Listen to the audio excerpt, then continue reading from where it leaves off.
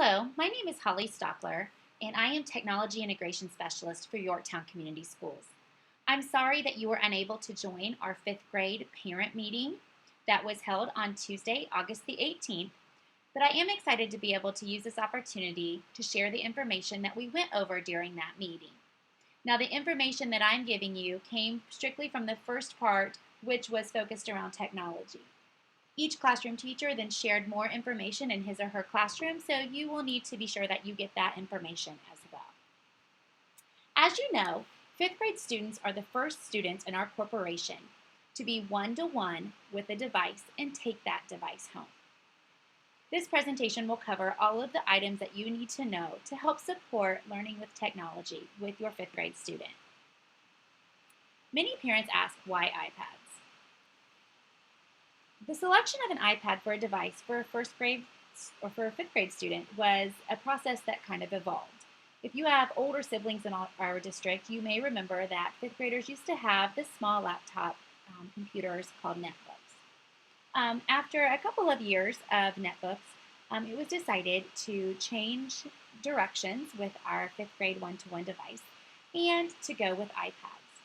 The reason for that decision was that iPads are very interactive, and that type of interactive learning seems to really work well with students at the fifth grade level, the younger students who would be going one-to-one with devices.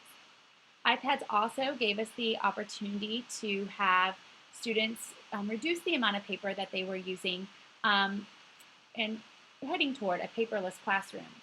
As you all know, when we are asked to complete documents and things for various reasons, we do much of that online. So it was kind of decided that that is the way student schoolwork should be moving. So we felt that an iPad was a good device for that. iPads provided an easy and fast way for students to have web access and access to information on the internet. The processors in an iPad are very quick, so there's little wait time and load time. So they seem to be a very good choice for our young learners. The touch-based durability of an iPad was very appealing to those of us in the tech department and those of us responsible for keeping the devices running. With the netbooks, there was a lot of breakage because there were a lot of parts, keys and hinges and those kinds of things. So the touch-based design of an iPad seems to be more conducive to the younger learners as well. Finally, an iPad is full of creative functions, and that's a type of learning and producing that students at this grade level tend to do. The good news is the iPads, if they are well cared for, are very durable, and the device that your child received this year in fifth grade was a brand new device, and that's the same device that he or she will keep through eighth grade. Every year at the end of the school year, we have a box where we put the name of the students on that box. We inspect devices and we take the device along with the charging cord and the brick and put it in the box so that we can service it over the summer, and then we give that exact same device back out to your student. So the way your child cares for that will certainly pay off in the end. And as that is the device that he or she will have over the course of this year and all the way through middle school. So technology and learning go hand in hand. And we feel that having the availability of technology for the students allows us to more meet the individual learning needs of the students. Technology can provide for a lot of accessibility features, and depending on the learning style of your child, he or she may really take advantage of some of those things. Lots of accessibility tools on the iPad that will allow for supported learning for the students. We have found that having technology involved in the learning process helps to keep students engaged, the hands-on, being able to manipulate, being able to instantly search for things, being able to have access to lots of information seems to keep the students more engaged. They're no longer just sitting in little sponges soaking up information. They're going out and searching for it and being more active in their learning. Finally, we feel that technology and learning need to be tied together because it reflects the world that we live in. I don't know about you, but I don't go anywhere without my phone in my hand. So I need that constant access and the constant ways to look for information, look for answers, to contact people, have people contact me.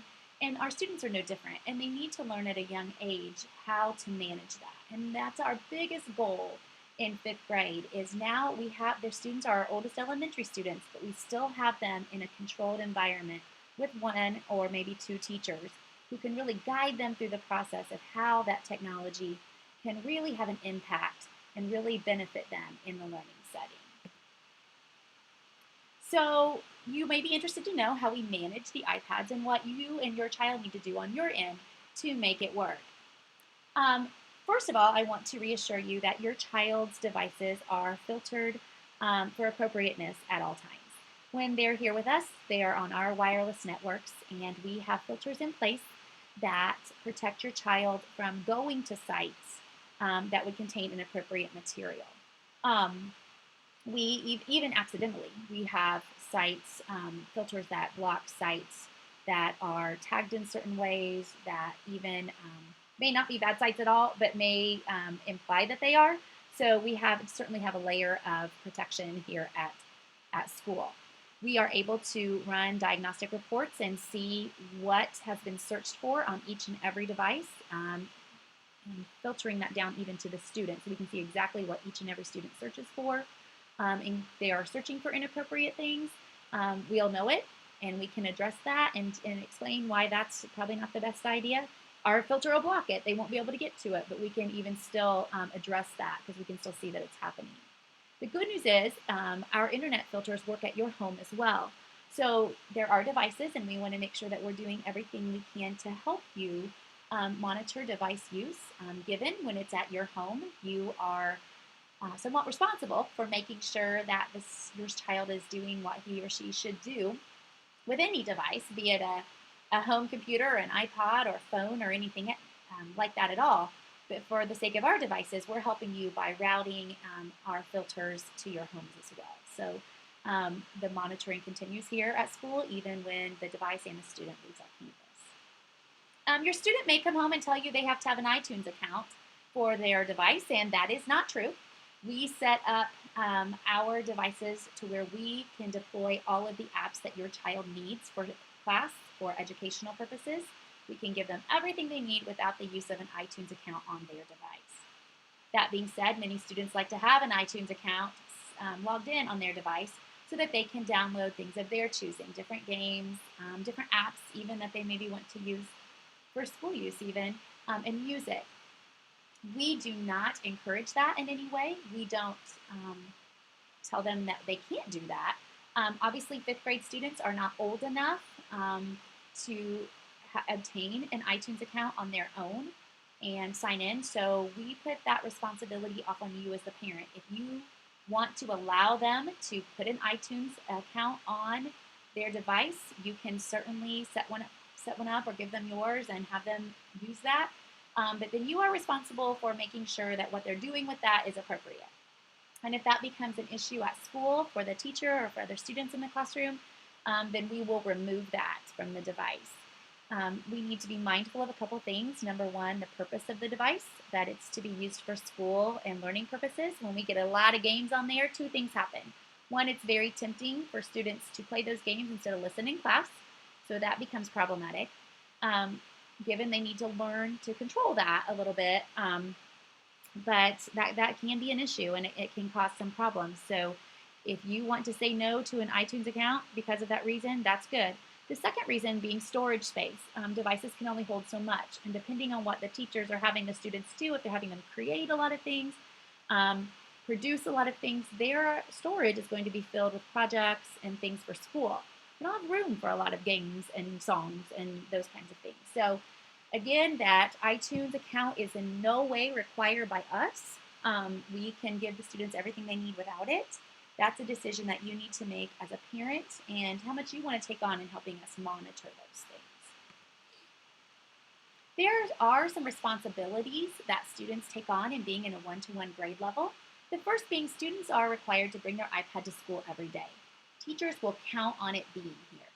And if the device is not here, your child is crippled and cannot do things that they need to do to complete their tasks at school. So it is required that students bring their iPad to school every single day. Secondly, it's required that students see that the iPad is charged and ready to use. Bringing a dead iPad to school doesn't help us either. So you need to start having your child be in a routine before they go to bed at night, plugging that in and making sure that the little lightning charge is showing in the corner so that they can come to school with a device that's ready to use. Your child's teachers are doing a great job. They have done a great job the past 2 weeks training your child on how to manage that, what their responsibilities are. That's why we've kept them here this long.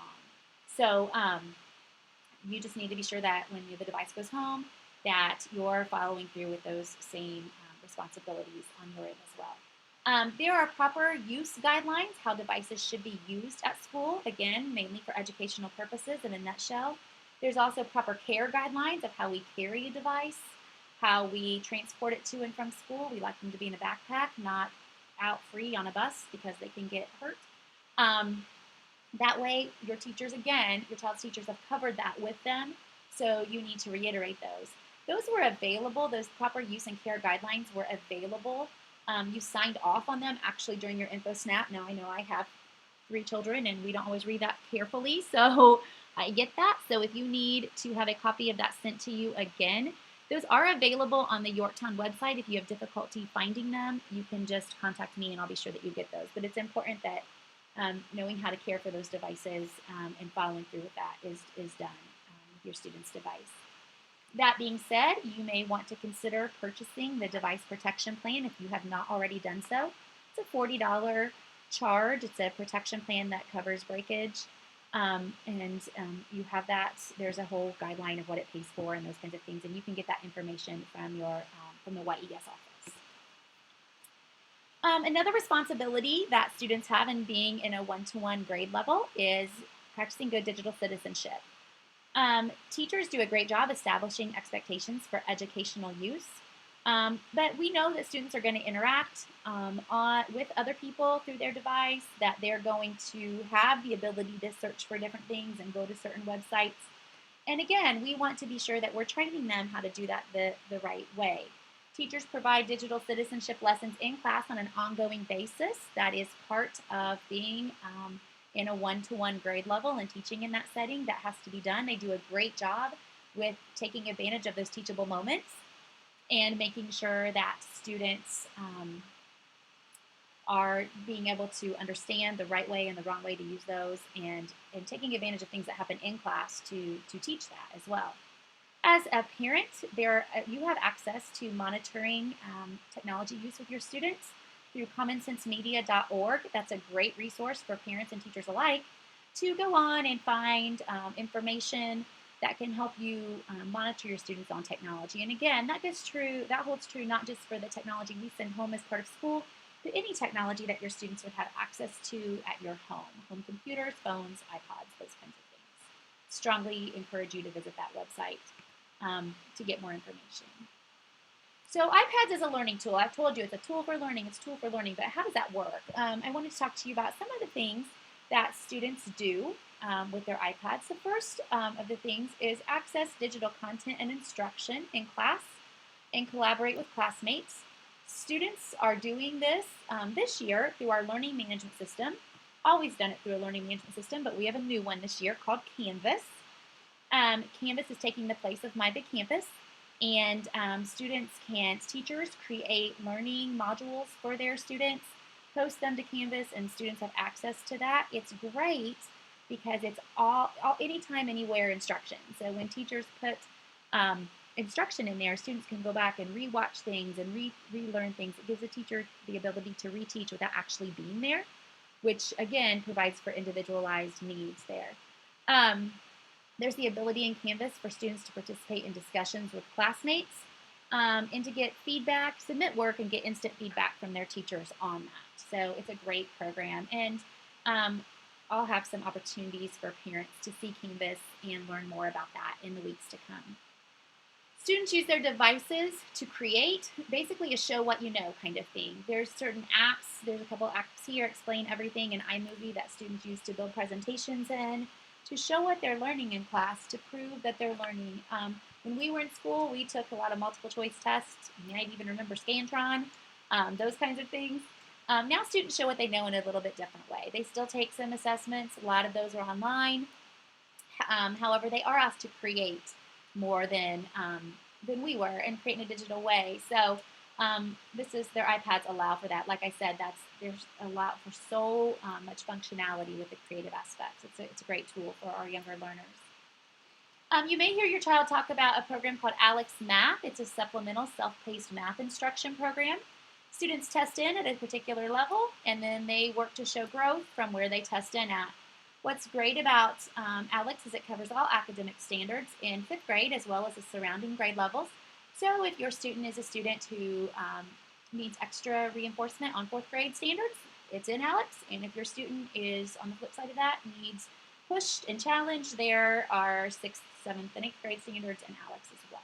So it's a great supplemental piece in addition to their 5th grade standards that helps students gain some experience with standards more at their level. And there's our little Canvas icon. I guess it popped in there.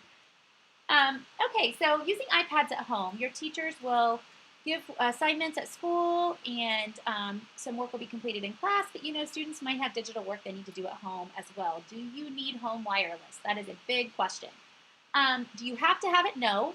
Is it helpful? Yes. Students can certainly put their school devices on your home wireless.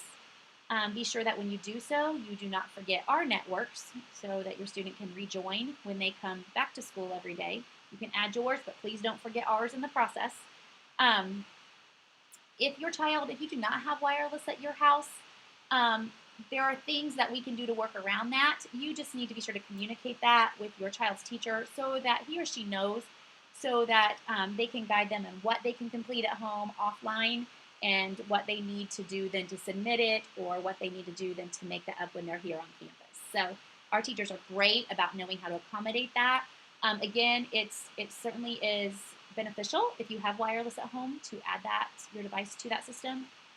But if you don't, there's workarounds. So just communicate that with your child's teacher. All right, so how can you be involved? You can be involved by keeping track of your child's academic progress through PowerSchool. You've always had this access. And if you're not sure your login information, you can contact the YES office with that. You can check your child's gradebook, see how they're doing on each assignment. And if you have questions about that, you might want to contact your child's teacher. There will be less paper coming home, you're going to notice, in 5th grade. So it's going to be important that you do keep tabs on their performance through PowerSchool so that you can be able to see that. Also, Canvas, again, is our new learning management system. At this time, it's a brand new system. We're just rolling it out. Just rolled it out. Teachers did some summer training, but just rolled it out here in the past week or so at school. Your students' teachers have been doing a great job training them on the program. Another reason why we kept the devices here at school for a couple weeks so they could get used to using that system. I plan to hold parent trainings for Canvas as well, and I'd love for you to come and participate in those. When they're offered, we have to give our students and our teachers some time, though, to learn the systems themselves before we throw the parent aspect in there. If you want to get in and peek and see what's going on in there, you certainly can do that by having your child log in for you using their username and password, and they can kind of show you how Canvas works. They've been learning, so I bet they'll be good little teachers for you as well, and you can look forward to some Canvas trainings coming up in weeks to come.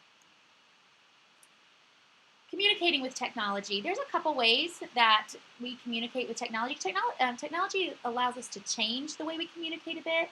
And in our corporation, we utilize Twitter a lot.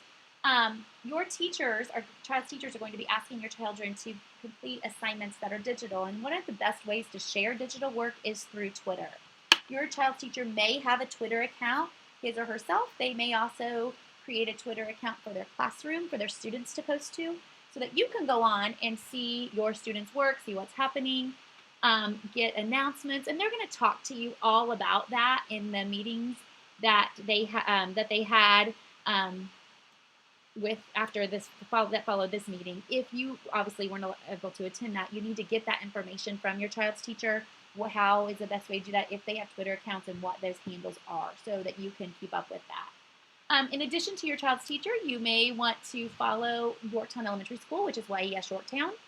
Dr. McCormick, who posts a lot of information, just general information that people in our district, involved in our district, need to know. And then the final Twitter handle that you see there is mine. I post things that are going on technology-wise in our district, but more importantly, that would be a good way for you to communicate with me. If you are on Twitter and you use that as a way to communicate, you can direct message me through that, and I can respond to that quite quickly. So if you are interested in what we're doing technology-wise district-wide, so you can kind of pace yourself and see what's happening or what our teachers are doing to learn, I post a lot of that, so you can follow me as well. Most importantly, however, is to follow your child's teacher and or their class account.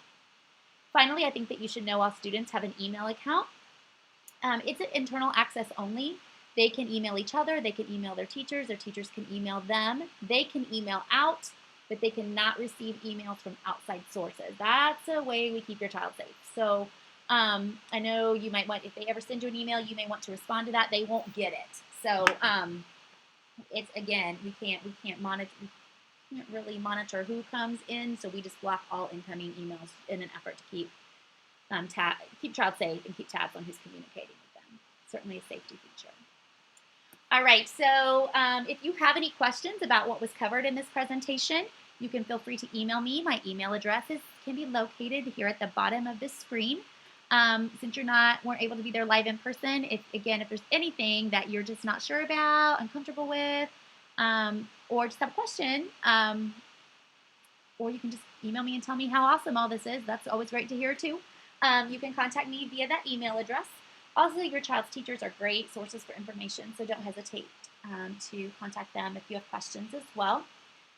Don't forget to refer to the email that this presentation came in to sign off via the Google form to let me know that you received this information so that I can send your child's device home with them. We require all parents to say that they heard it. So your kids are dying to get them home, so be sure to sign off in that. It's just a quick fill in your name and check off that you did it kind of thing. So don't forget to do that for me. Thank you for taking the time to listen. And I appreciate you having an interest in technology and your child's learning.